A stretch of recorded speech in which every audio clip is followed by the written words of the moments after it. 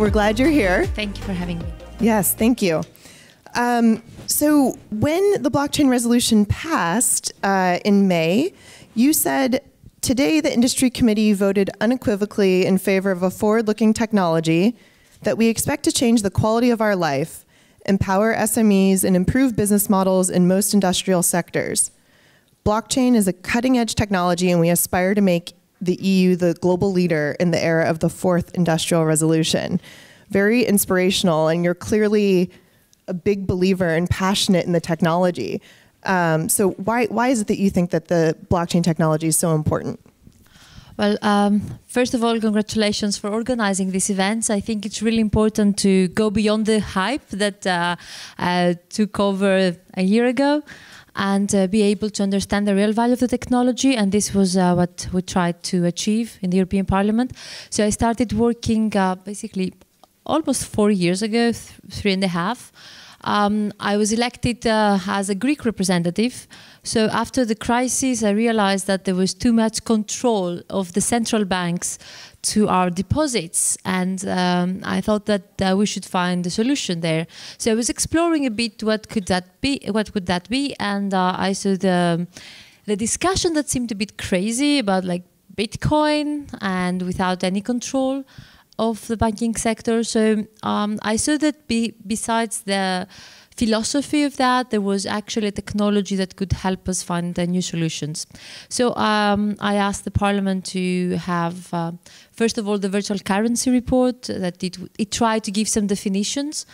And then the blockchain resolution took me basically 3 years to move them, to even have an event in the Parliament. It was not easy, because the first thing you would say is like, it's like the technology behind Bitcoin, and you would have to explain that you're not working for CIA or for a terrorist group of people. So after that, I managed to get the resolution and also talk one-to-one to all my colleagues that participated to explain any concern they had. I had to address that.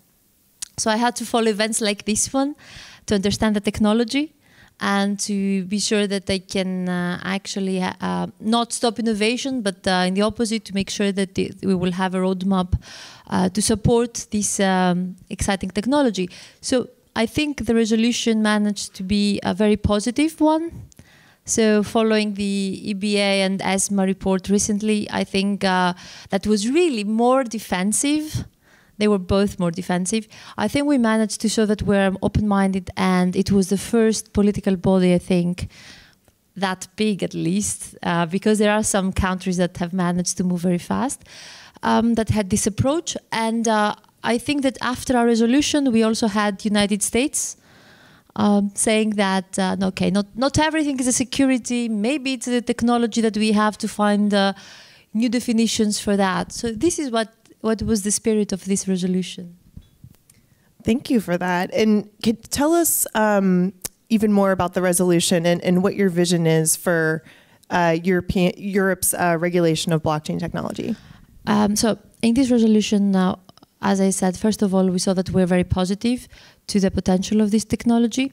And to achieve that, we call for legal certainty. So basically, we call for all the bodies of Europe and the Commission to work towards the direction of standardization, to provide legal certainty for smart contracts. And thank God it happened during this time that we are trying to have digital signature accepted. So we do have smart contracts happening, and at the same time, we gave a lot of funding to achieve that. So if you see now the MFF, the multi-financial framework for the next 7 to 8 years, you will see that we have achieved, because I'm working in several files. The resolution was just the roadmap. We have also blockchain, and it's eligible for funding, anything that it has infrastructure on blockchain. And the money we'll give for digital infrastructure is up to 9.2 billion. For blockchain specifically, we have special pilots up to 700 million. And I think the Connect EU facility is around 300 million. So basically, we're giving money to take the risk, explore how this technology can help us. And the Commission, so intra-institutional, inside the institutions, we try to find solutions for certification, identity, voting, to remove bureaucracy. So we try to explore the technology at its core and supply chains, in everything. And since by its nature, it doesn't recognize borders, it's unstoppable actually. We try to use it to connect Europe. As you know, until recently we had roaming fees, we had geo-blocking, and now we're trying to remove these barriers, and I think this technology could also help us do that. So in the meantime, we are trying to give the people the impression and the understanding that it's a technology that could be used for good. So there is, I think, time left until this summer. You can apply for 5 awards that we're giving for blockchain for good.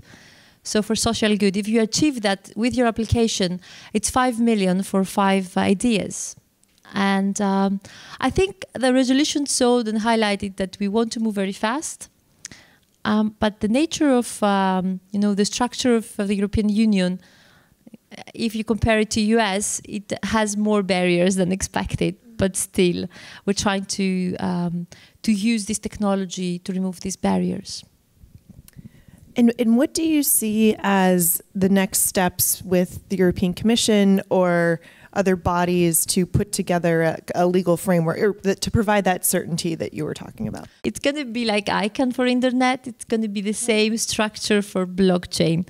I think only by having this target, this aim, it's amazing. We launched it in November. Let's say Blockchain Association, so I leave that.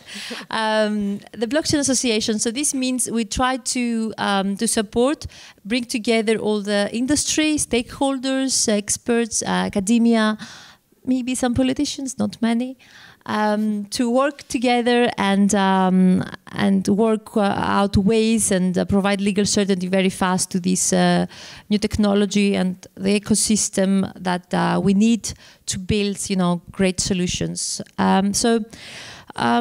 Standardization, interoperability, the ones that I mentioned. So this was launched, and we expect that by the end of this month to have more specific guidelines for that and the framework for that. It's the Blockchain Observatory actually expanding into something bigger, and we will try to have it be an independent organization. I think that this is an excellent opportunity for everybody to not just to participate, but to follow. Even with a newsletter, you can see what's happening because it's monitoring everything in different member states. The same time, I worked on the file of artificial intelligence. And I think since most of the good ideas come with automation of smart contracts using blockchain, where AI is, for me, it's automation mainly.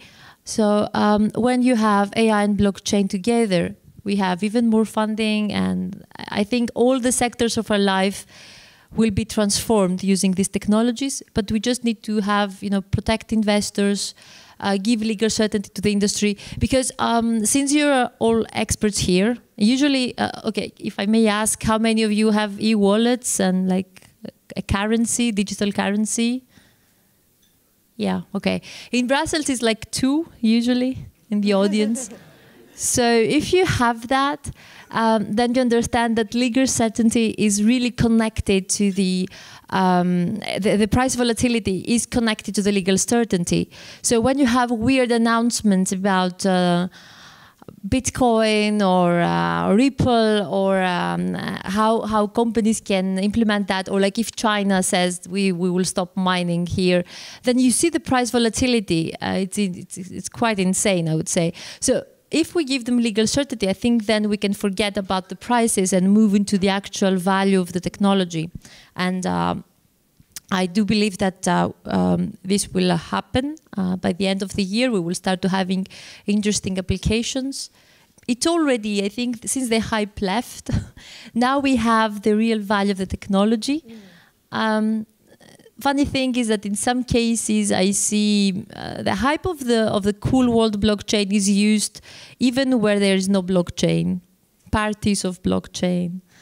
Or I go to exhibitions and they say face recognition and blockchain, and they said, okay, how do you use blockchain? And they said, we don't, but we want to use it.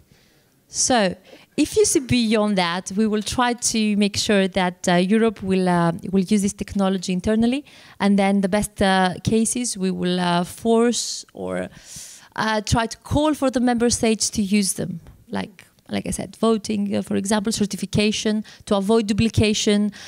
We could have a European identity. We already agreed to work towards this direction, and blockchain could really help to avoid duplication. That's really exciting. So much progress within less than a year. Mm-hmm. So for those of us in the private sector, what would you like to see us do to engage and support and help advance the next phase of the resolution? Well, what would be really helpful was for you to participate also to like these awards, social good, and to show that with numbers we can actually have results and improve the lives of citizens. This is what was the main argument to convince my colleagues to support this technology. So they want to see how this can change our lives. So one of the main examples would be we have 130 billion of hidden fees in Europe. How can we improve that? So I would say that when you use blockchain for financial services, you can find smart solutions to avoid these fees. I know Ripple is working towards this direction, of course, and there was a very interesting debate in the Paris FinTech Forum with Brad and the CEO of your Brad, Ripples, and this Swift guy from the banking sector. He was being a bit defensive when Brad was asking him to use this new technology. So if you would have good numbers for us, how this could improve transactions, time, efficiency, how people can trust it more, how we can save time. When I was trying to make a payment in Greece and I was stuck in Brussels for a month, so I couldn't go back home, I said, okay, I will use my bank account and send to my mom 2,000 euros. And the accountant said, yeah, but I need it today because everything could delay. We had an expiration date. And they said, okay, so what can I do? Actually, I could not use the bank. It would take 3 working days for 2,000 euros to go there in Europe, 2019. So if you see that I can send it now to you and you can have it in seconds,